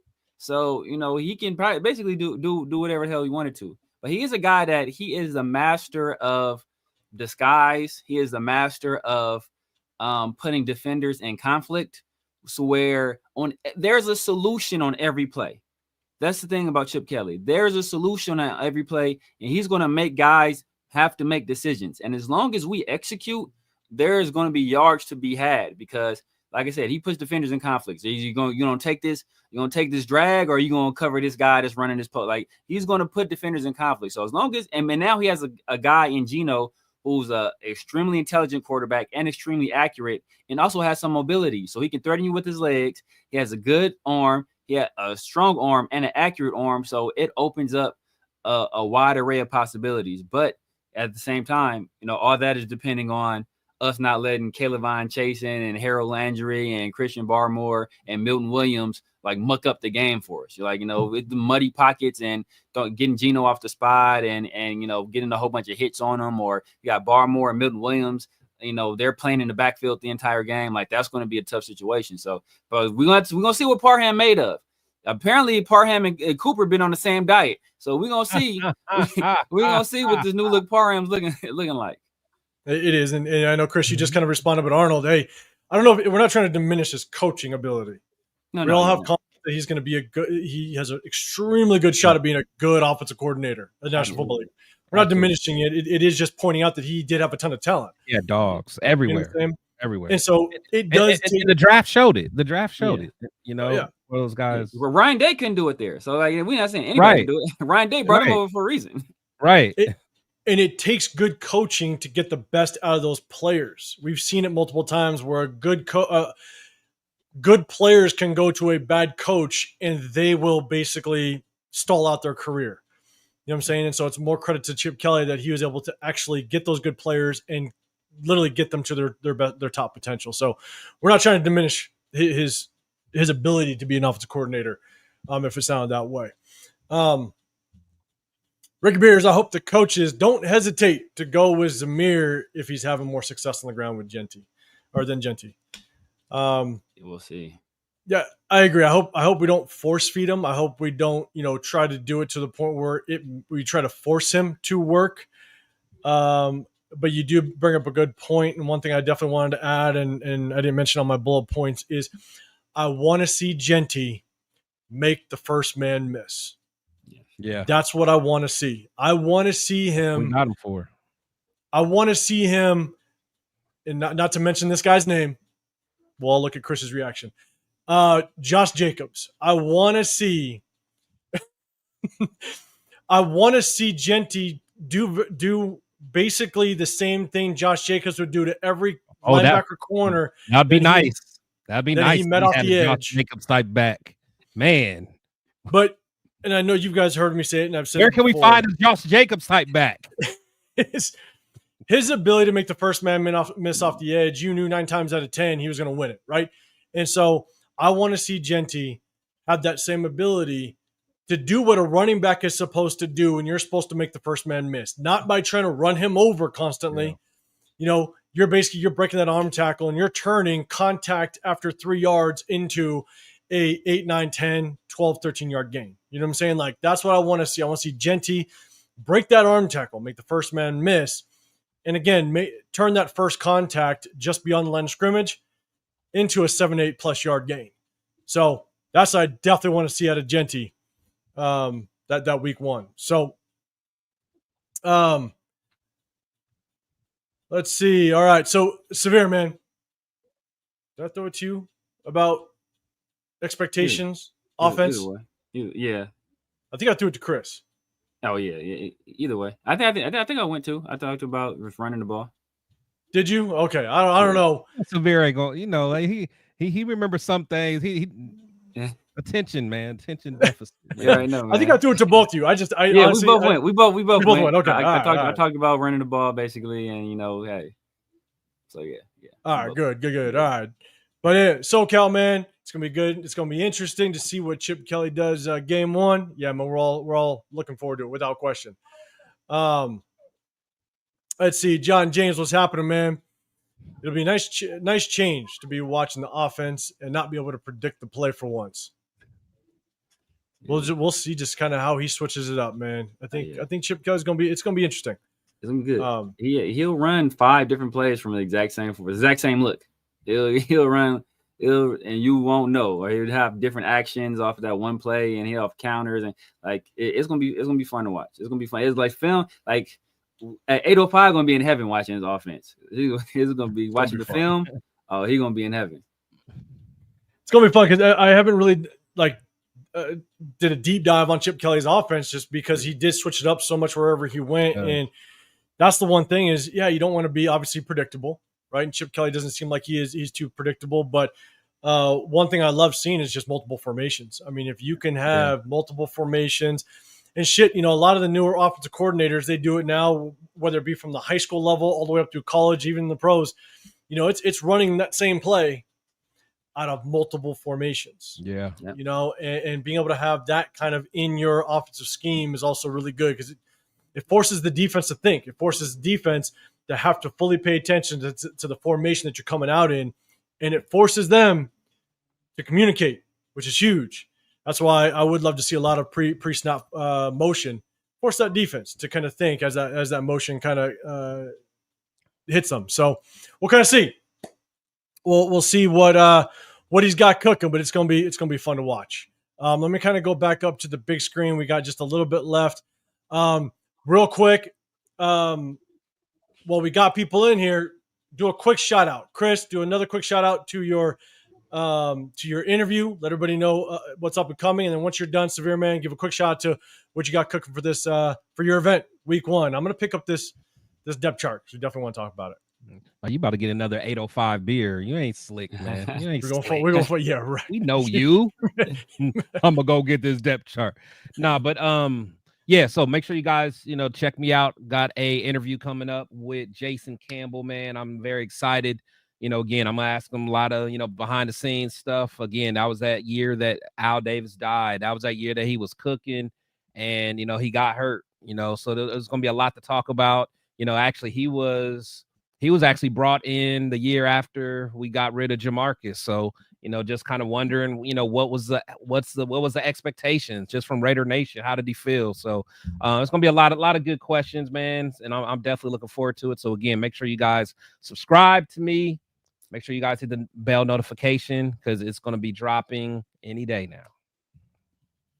All right, man. Severe, let them know what you got cooking for week 1 in SoCal. Yes, sir, man. Out here in sunny Southern California, got a watch party at my boys' bar, the Dank Bar in Hawthorne, California, 13825 Hawthorne Boulevard. It's gonna be fun, man. Whole bunch of Raider fans. Like you said, a drink special going on. We got free shots for every Raider touchdown. So come on, come on, man. But bring your family, bring your friends. It's gonna be a good time. We're gonna watch the game. Hopefully, it's an exciting game. We see Chip do his thing. We see Chip. I've been saying since last year. I've been saying Chip is the guy. I've been saying Chip is the guy for a minute. So, hopefully he has like a legit quarterback now. If Chip don't cook, watch. Chip Tune in on Sunday, people. Yeah. Chip don't cook is gonna be all bad. But we're gonna see though. We're gonna see he's a legit quarterback. He has a legit tight end. I think he's some a legit weapon in Jakobi Meyers. And we'll see what this offensive line does. We'll see if Genty is the real deal. But we all enjoy it together. The highs and lows, everything. We be there. We be there for each other at that point. And Patriots 32, I see you, man. We're gonna mop you up on Sunday. I'm just letting you know. But I appreciate you checking in with us, man. I appreciate you. All right, here we go. Depth chart, and I'm gonna try to. Let's see if I can get this just to look a little bit larger for everybody. I don't know if you guys can see it. We'll kind of go down the row, but look, wide receiver positions. And chat, let me know if there's any surprises, any shockers when you see the depth chart. But we're going to rely a lot. We got Deontay Thornton starting, Colton Miller, Dylan Parham, Jordan Merritt, Jackson Powers Johnson, DJ Glaze on the offensive line. No surprise. I think we knew that was going to be the case. Obviously, Brock Bowers and Michael Mayer. Jakobi, let's just hope he kind of balls out, does his thing. We got Trey Tucker in the slot with Jack Besh behind him, so it's really tough. You got Jack Besh, and we talked about it before. Caleb Rogers, Charles Grant, and we're going to get to the defense. We got nothing but backups with our second and third round draft picks. It's just disappointing. It's disappointing, man. So with that depth chart, yeah, Deontay Thornton up top on the offensive side. I don't think there's really any surprises as it relates to the offensive side of the football. Geno starting quarterback, Ashton Genty, and you got Zamir White or Raheem Mostert. But it'll be interesting to see just who gets more carries. You know, chat, let me know. Do you think we're going to see more Zamir White or more Raheem Mostert? You know, Savir, I'm going to throw it to you first. Or do you think it's just situational? What do you think, man? I'm leaning towards Zamir White. I mean, from everything I've been hearing, he's been a clear number 2 back in practice. The clear second guy. Anytime Genty's not running with the ones, it's Zamir running with the ones.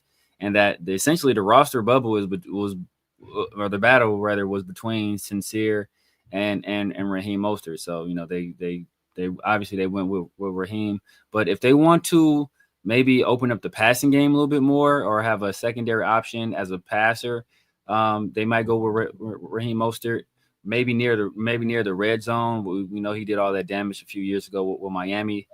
Maybe they roll with him down there, but you know, between the 20s, I think it's going to be Genty or Zamir. And think about like we talked about before, your boy Christian Ellis, like that's a guy that can cover. So they may not do a whole lot of passing to the running backs in this game. So you know, like that kid too. We shall. Yeah. And I heard they got another guy that's behind him. That's like a freak athlete, dude named Mapu. He's a converted safety. I heard he's like a freak athlete. Like, I was listening to some Patriots like insiders talk about him. They were like ideally, like, you know, if they don't want to take Christian Gonzalez off of the wide receivers and play him on Brock. So I know they said they might try Mapu first to kind of just see how it goes. And if he's not doing too much damage, then they'll kind of leave it static. And if not, then they might have to put a guy like, you know, Carlton Davis or Christian Gonzalez on Brock at that point. But they apparently they like that kid. So we shall see. Yeah, Chris, any thoughts on it? He's a safety? He's a linebacker, but he's converted from a safety. But he's like a crazy athlete. So he's probably the reason they felt comfortable letting go of Peppers. Possibly, yeah. Yeah, probably. Yeah, probably same type of player. Chris, any thoughts? We're going to see more Zamir White or Raheem Mostert? I don't know, man, because they made it it was intentional to get, you know, Mostert early in the offseason. However, I do think that Zamir's look better. You know, I think, you know, he slimmed down a little bit. You can tell that he's moving better. You know, again, you know, now that, you know, the live bullets are coming, you know, we'll see how it goes. But I actually liked, you know, some of the stuff I saw from Zamir in the preseason, just the way he was moving. He you know, didn't seem like he had that in his tool bag, you know, over the last couple years. So so I don't know. If I had to put money on it, I would say that Mostert would still get the nod first, but I think we'll see, you know, a good bit of Zamir as well, you know, if needed. Yeah. Actually, I agree. You know, I think, you know, remember when I came back from that training camp and Chris, we were kind of talking on, and I was kind of giving my takes, and I was like, damn, like Zamir actually looked fast. Yeah. That day in training camp. He's fast. Yeah, shockingly fast. I didn't know. And again, then the reports come out that he actually dropped a little bit of weight. He's looking a bit faster. And so, to me, it felt like you also didn't know that Justin Herbert was faster than AOC. So that's very true. Your judge of speed is a little shaky, man. No, because here's the thing. My only defense is I never saw Zamir White in person last year during the games because he never got some goddamn playing time. That's Yeah. true. So But Yeah, yeah, he was I hurt. forgot what his 40. He ran a He fast ran like a 40. 4.4. He ran a 4.4. Yeah, Like something like low that. 4.4. Yeah. Like he was fast at Georgia. Like, Yeah. and he lost that weight. And Amari found it all. So, Amari found every bit of it. God damn it. Every Oh, bit man. of it. Out there looking like Lamont Jordan. Joseph Oh, C. damn. More Zamir White. God damn it. Lamont Jordan. That's my dog. Cole Kev saying send Tucker and Thornton Gonzalez's way. Tweak them hammies. Yeah, it's gonna be interesting to see if he actually plays. That's a good strategy. So, but here's the thing. I think Raheem Mostert, watching him at that what's that preseason game? I went to the open practice. I saw him in the preseason game. He didn't play the preseason game. I don't think. I saw him in that open practice. He just did not look fast at all. Who, Mostert? Mostert. I mean, he just didn't look like there was any speed like we saw back in the 2023 season. Now he is older, and so I just don't know how much of a difference he's going to make at all. And so at the end of the day, if Ashton just kind of brings, or not Ashton, if Zamir White just brings a little bit, just kind of more power behind it, maybe that's kind of who we go with. So, all right, let's go defense. And look, edge rushers, no surprise. Max Crosby behind him, Tyree Wilson. You got Malcolm Kuntz, Charles Snowden. No surprises. The big surprise, man, and I'm going to be watching it. You guys know how Thomas Booker slotting in next to Adam Butler. We broke down that game film, and it's going to be interesting to see just kind of how well he does. I hope there is a healthy rotation from the very beginning between him, Jonah Laulu, Leki Fotu. I just hope there's a healthy rotation. So, chat, let us know if there's anything that shocks you or surprising on the defensive side. But, Chris, I'll throw it to you first this time, man. Any thoughts on just this front four? Yeah, man. I mean, the Thomas Booker thing, it just makes me think that they're trying to save face, make it seem like, that trade was worth it. I mean, there's nothing that shows me that he's, ready to start in the NFL. We broke down his film for, during the preseason. He does hustle. He is a high motor guy, high energy guy. He does hustle. I do like that. But as far as like pure technique and anything like that, like once, a good offensive lineman gets their paws on him, what's next? They're just slow dancing at that point. So, we'll see. We'll see. He hustles, and him next to Max Crosby. And honestly, he's right between two guys that got high motors, man. So, because Adam Butler's gonna stay busy. He's gonna stay moving. Max will too. So, maybe having three guys with crazy motors, that might be something. So we'll see. Yeah. I think the tough part is we know you're not going to get any pass rush out of him. Yeah. Right. He looked really good in the power going against the power run scheme, but if you zone against him, he gets caught. His feet are way too damn slow. So it's going to be interesting. But man, Severe, any thoughts on that initial front four? And shoot, we saw some stuff at a Tonka Hemingway. JJ McGeese looked pretty good. Yeah, I like what I saw. Let me know your thoughts if we're going to see those guys. But man, Severe, thoughts on that front four? Yeah, man. I mean, the Thomas Booker thing, I think the situation where it's one of those, it's a face-saving move. And not saying he's not good enough to start on his team, but like, let's say if they would have made Leki Fotu the starter, I'd have been like, all right. If they would have made Jonah Laulu the starter, I'd be like, oh, okay. It's like none of them did really anything to really separate themselves. So no matter who they went with, it would have been okay, cool. Like this is what we're going with. The fact they went with him, I think, that was more statement than anything. And just because they list him on the depth chart as a starter, he might not even start. He might not even start. We can come out and see, like we can come out and see Tyree at D tackle, for all we know. So like just because he's listed like that on the depth chart, I really don't know. Leki Fotu, I was surprised they kept him because he was hurt the entire time. And if he was healthy, I don't know if we still make that move for Thomas Booker, because he's kind of a 2-down player as well. Hoping to see Tonka Hemingway, but I have a feeling either him or JJ McGeese, possibly both of those guys, are going to be inactive, to be honest with you. Just we have so many guys on the interior, plus Tyree. It's going to flex inside on occasions as well. So I like it, outside of Genty, we might not, and Thornton, we may not see any production like this entire year out of draft picks. Like I don't see Lindenberg ain't touching the field most likely.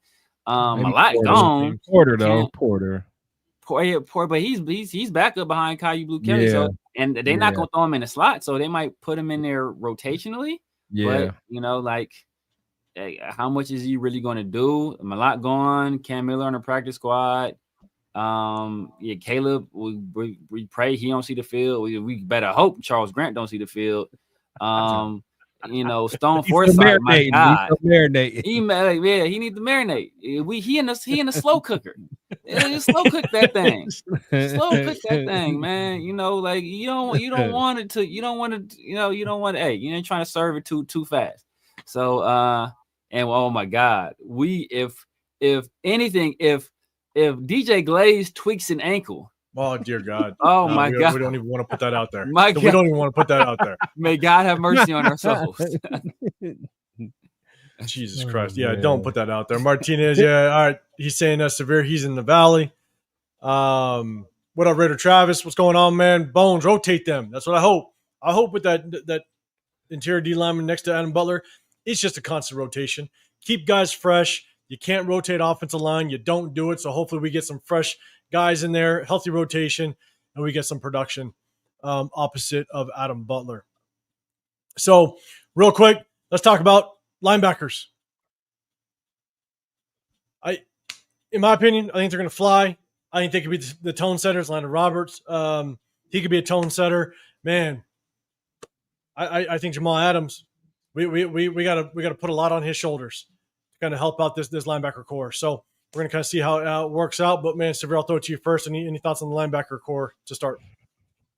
Yeah, man, this is gonna be the unit to watch. I think we kind of know the corners are going to be bad.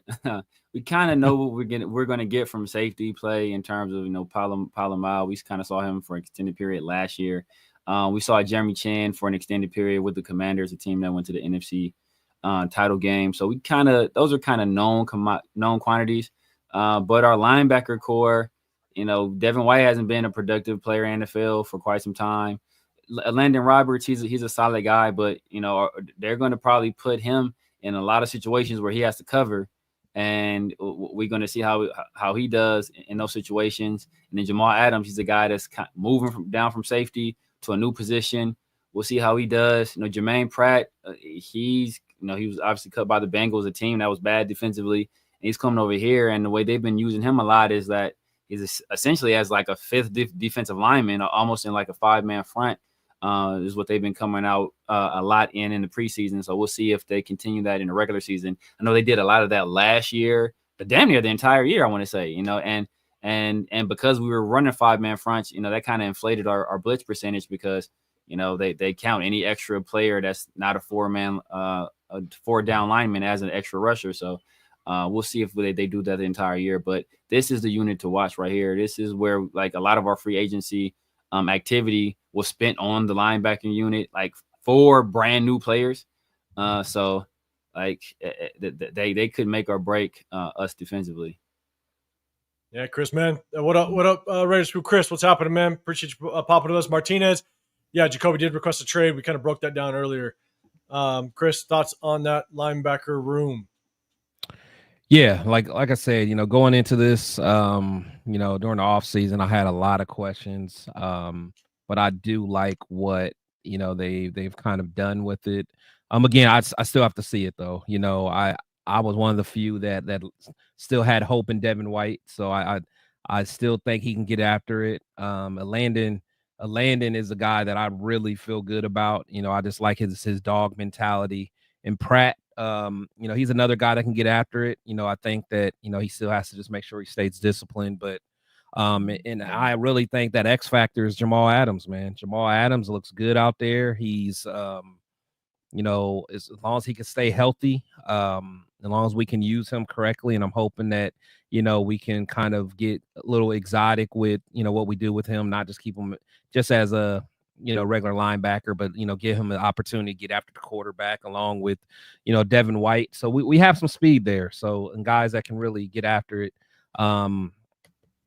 Just from a coverage standpoint, that's going to be a little shaky. So, we're going to have to be able to scheme for that just to be able to make sure we can still cover guys. But, surprisingly, I'm actually pretty good with the linebackers. And, if you would ask me this a couple months ago, this was actually where I was, the most concerned. So before we jump to the secondary, real quick, the only thing I'm going to add is I want to see some very, very interesting blitz packages. When Jamal Adams is in there, when Jeremy Chin's in there. Oh, yeah. Get creative, Patrick Graham. Oh, yeah. Send them off the edge. You know what I'm saying? Like bring them from different angles. Like I want to see him get creative, and I want to see him kind of confuse that offense a little bit. I want to see some risks taken a little bit and kind of get after him because you bring them in to do that. So real quick, we're going to end it with the secondary. Chris, I'll throw it to you first, man. We could lump the safeties and the cornerbacks together, but Darian Porter not starting. Kai Blue Kelly, an undrafted free agent, according to this, getting the start, man. Chat, let me know what your thoughts are. Chris, thoughts on the secondary real quick. I don't feel good at all. I mean, I can't even sugarcoat it, man. I'm very concerned. We talk about what if, Glaze gets injured? What if Stokes gets injured? He's already injury prone anyway. What if Stokes gets injured? And DCAM has to come. It's just I mean, for one, there's no depth there, and then it's just like Stokes. And I don't even know what Kai Blue Kelly did so well. Like he flashed a little bit, but what did he do so well in preseason? That's what I'm saying. That jumped him, Darian Porter, and even DCAM. That's what I'm saying. Like I would rather just let Porter grow. Like let him learn on the fly. Let him learn on the fly, man. Let him, take his lumps, and I don't know, man. I can't lie. I am very concerned with that DB room, man. Very. I mean, and honestly, it's like, and again, I like even Palomar. Like he's still learning. He's still learning the position too. He's still a young guy. This is his first season really being a full-time starter. So it's a lot of questions marks, man. That's a lot. And here's the thing, so I'm gonna throw it to you. The hard part about Isaiah is he is young. It's his prove-it year. Yeah. And sometimes when you play safety and you don't have a lot of confidence in your corners, that you can find yourself overcompensating for it. So he might find himself out of position because he's now trying to make up for the lack of confidence in the corners. And so I just don't want that to happen, but we'll see how it kind of plays out. Severe, man, what's your thoughts on this cornerback room? Yeah, man, spooky. Real spooky. Real like Caillou Blue Kelly, I think he's on his fifth team, already. Fifth team. I think he drafted in 2002, I think I remember them saying. So he was drafted in 2002 by the Ravens. Oh, he was drafted. My bad. I thought he was undrafted free agent. My bad. Yeah. He was drafted by the Ravens, but he didn't make the team. He was a 5th round pick, didn't make the team. Then he went to Seattle.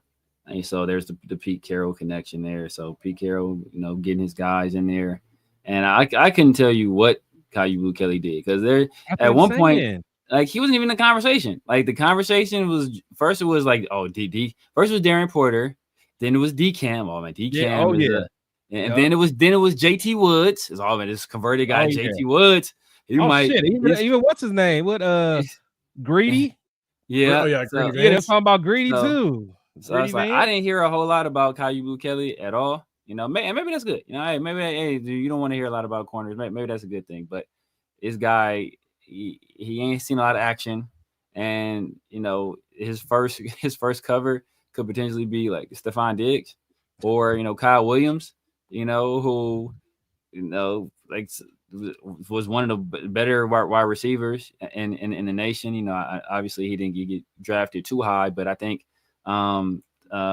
What's his name's kid had him rated pretty highly. I think Steve Smith liked him a lot as well too. So You know, he's a guy he's a hell of a route runner. He's great off the line of scrimmage, and he got some speed to him. I think Caillou, not from what I recall, he wasn't a burner necessarily. So we'll see. We'll see what he does. You know, Darian Porter is not a great tackler. Kai, I think he's a pretty solid tackler. Eric Stokes, willing tackler. Yeah, Eric Stokes is hit or miss. So we don't want him tackling. We don't even want him tackling. DCAM is an adventure out there tackling. So you got a team that's going to run the ball, and we got some corners that are questionable tackling, and we'll see. It's a whole lot of unknowns. We don't even know. We don't know what Caillou looks like. We don't know. We've been here since last year. We know what it look like. So we don't know what he's going to bring. You kind of hope for the best, but it's a lot of guys. It's a lot of ifs. Like this entire time, this entire team is a whole bunch of question marks and ifs and possibility. You know, and if we're thinking that we're going to be a competitive team, that can end up being quixotic, right? It could be a situation where we're hoping against hope, and we just don't have the dogs in house to do it. Yeah, I'm with you. Let's see. I'm gonna go back up to Coach real quick. Let Porter learn on the fly. A 3rd-round rookie cornerback. I think it's just bad all the way around. A lot of question marks. What up, John James? Very, very concerned. Going to trust Coach Pete for now. Joseph C. That's risky playing Trey Tucker as kicker and punt returner, as kick and punt returner. It's all right. I don't know how risky honestly it is. I mean, you kind of get a quick, fast guy back there. Now, if he goes down, it is tough work, but at least we still have Jonte Thornton that can take the top off, or at least play that role. So look, what up, Eric? I appreciate you rocking with us. See, Gabe Kelly was always getting cooked in training camp, wasn't he? I don't remember seeing him too much, so that's hard. That's hard to tell. He had flashes, but not very many. And again, I don't know if it's enough to kind of bring him over DCAM and Darian Porter. So to Coach's point and to Chris's point, maybe you test Darian Porter. He's a 3rd-rounder. You want to see him produce. Yeah. So, man, it is nothing but question marks. And I think we all have a lot of question marks in this secondary. We talked about the safeties. Jeremy Chin, I have question marks on just how good of a safety Jeremy Chin is overall. You know, he had a lot of flashes. We never got the chance to break down his game film. And I kind of looked at that game film, and I got some question marks on his ability to actually cover and his ability to actually force the run where it needs to go and consistently tackle. He's got some good highlights where he's coming and laying it down. Yeah.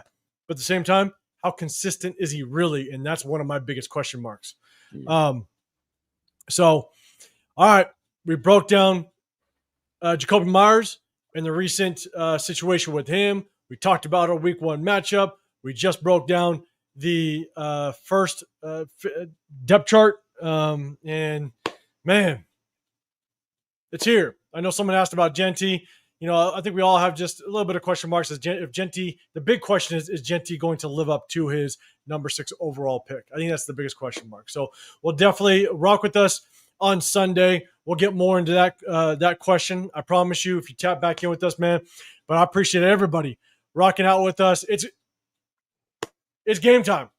It's game time. We ain't going to hit you guys back until Sunday, at least in the Raider War Room, man. We appreciate everybody rocking out with us. We covered a lot today. Make sure you guys hit that like button, subscribe before we get out of here. One more time, Chris, let them know about your interview that's going to be popping. Hit that notification so you guys do not miss out on the interview Chris has got rolling. I interview with Jason Campbell, man. Make sure you guys check it out. You know, again, it's going to be a fire interview. We got a lot to talk about. It probably won't be live, like I said, because we're probably going to do it in the morning. So I'm going to pre-record it and then drop it later in the day. So I'm not sure exactly when I'm going to drop it. So that's why make sure you guys, you know, hit the notification bell. You don't want to miss it. You know, I do my thing with the interviews, man. So we're definitely going to have some good questions for them. So make sure you guys subscribe. And also one more thing, if there's any gamblers in here, if you guys want to do the Eliminator challenge that I have, make sure you guys hit me up in the DM where it's winner takes all. Basically, each week you have to pick one game You have to pick the winner of just one game, and you can only use that team one time. But shout out to Leo. Leo actually won last year. He won the big bag last year. I think he won. Actually, he had to split it because him and the other guy were out in the same week. But I think they both split like 1,200 or something. So it was Everybody cool. probably went out week one though. Everybody probably. I know. Everybody Me, yeah, picked the Bengals. I Everybody literally picked was the out week Bengals. one. I selected the Bengals. Bengals to beat the Patriots, which I knew was just going to be a for sure victory, and they killed me. I was out. Wow. What? We'll see if these Raider fans pick the Patriots. They pick the Raiders to beat the Patriots. Right. Appreciate We'll you. see how that goes. Chris, also you do a show with Dub on the weekends. You guys got a pre-record that you guys do, man. Shout out to Dub. So guys, make sure you guys check that out. We're gonna be there week 2. Man. Home opener. All right. Home opener. We're gonna be out there. So hit us up. If you guys want to link up, we're gonna be roaming downtown, Fremont Street, as well as the Strip. We'll have some fun. But we're gonna be there week 2. Severe, real quick, let them know what you got going on and what they can look forward to. Yes, sir. So, I know what it is, man. The Severe Raider here on YouTube, IG, TikTok, Snapchat, everywhere. X, the Severe Raider. Tap in with your boy, man. We'll be back at y'all Sunday after the game, reviewing what happened, what didn't happen, what we wanted to see. But I'm at you guys tomorrow with my dog, Feral NFL. And around the Shield, we're going to have a Patriots beat writer tomorrow. So we'll get a little bit of a different perspective, see what he's saying about the team, what are our thoughts with him, man. So hopefully that'll, create a good conversation. I know, a lot of fans have tunnel vision and we don't know what the other teams are capable of. So, I like yes. So we'll see what they have to say. And obviously, back on Tuesdays with the 50-50 show, we had a fire show yesterday. So make sure go check that out. Got into a little bit of the game, got into some of the Jakobi stuff, got into Pete Carroll, the entire regime this offseason. So it was a good conversation. So make sure you haven't already, tap in with my two guys, Chris and 805. Those guys do a great job. Chris is like the king of interviews. Yeah, dude's been knocking them things out the park, man. So make sure y'all go head over there, hit that sub, and hit that notification bell and the like button as well. 100%. And let me get you guys record or score predictions real quick. Leo wants to know. We're gonna tap into that, and so think about that. Joseph, man, hit us up on Sunday. We'll give you our take on Sunday. We got to get out of here. Because I'm 805 Raider, RealTalk Raider Nation. I do individual videos. Sometimes I'll go live, jump on some other channels, but you guys can always catch me in the Raider War Room with my guys. And so definitely hit that sub button. Again, we do a sub-only chat because we just try to show some appreciation to the people that do hit that sub button. So if you want to be including that chat in the future, make sure you guys hit that up. At the same time, you guys know we break down game film. So check in with us every Wednesdays. Hit that notification because we break down that game film. We have fun. So I'm going to give you mine. I got 2017. Raiders, us on top, win 2017. I think it's going to be a low-scoring game. I got 2017. Chris, I'm going to throw it to you, man. Score prediction real quick. I got it 17-13 Patriots. 17-13 Patriots. What up, Daniel Kim? All right, Severe. Score prediction. What you got? Man. You know what? I'm gonna throw y'all. I'm gonna go 27-24 Raiders. 27-24 Raiders. I'm gonna say Jamal Adams has a tip pick six. Jamal Adams a tip pick six. All right. We're gonna hold you to that. Raider Paul's got 27-21 Raiders. All right, let's see. Appreciate you, man. SoCal Chris always with the fire interviews. Hey, if we could just pull out a win, that's what I want. Let's pull out that win. Let's kick this season off right. You know what I'm saying? Because if we lose, this Raider fan base is going to come with some heat on Sunday evening. So make sure you guys hit that notification so you guys rock out with us on Sunday evening. Because no matter what happens, we all know how this fan base works, man. It's going to be live. You got 24-21 Raiders. All right, man. Let's make that work. So, hey. We appreciate y'all. Oh, Super Omnicon, 27-21 Raiders. Tip pick six. All right, man. More like a forced fumble, scoop and score. I'll take that too. I hope so. Scoop and score. Raider I mean, Travis, 21-17. hopefully it'll be Tyree getting a strip sack to close out the game. Unblock Tyree. Unblock Tyree with the strip sack. Oh man, and the amount of people that will come in here and just give us shit would be amazing. Oh, He wouldn't do anything all game long except for that one play. Tommy Eichenberg getting a sack and where's Coach at? picking it up to take it. Where's Coach at? Coach. Man, Joshua, I like it. 31-17 Raiders. All right, man. We're gonna make it. We're gonna see how this works, man. Hey, well, we appreciate everybody. Before you get out here, double tap that screen. If you can, hit that like button. Oh shit, LV Gear 2416. I like it, man. Yeah, double tap that screen here, man. Go check him out. He has fire merch, man. You know, him and my boy Cheeto, man. That's where I get my merch from for sure. It's my dogs. Coach is still in here. Of course he is. I like it. I like it. And Raider Travis, game-winning field goal. I like it, man.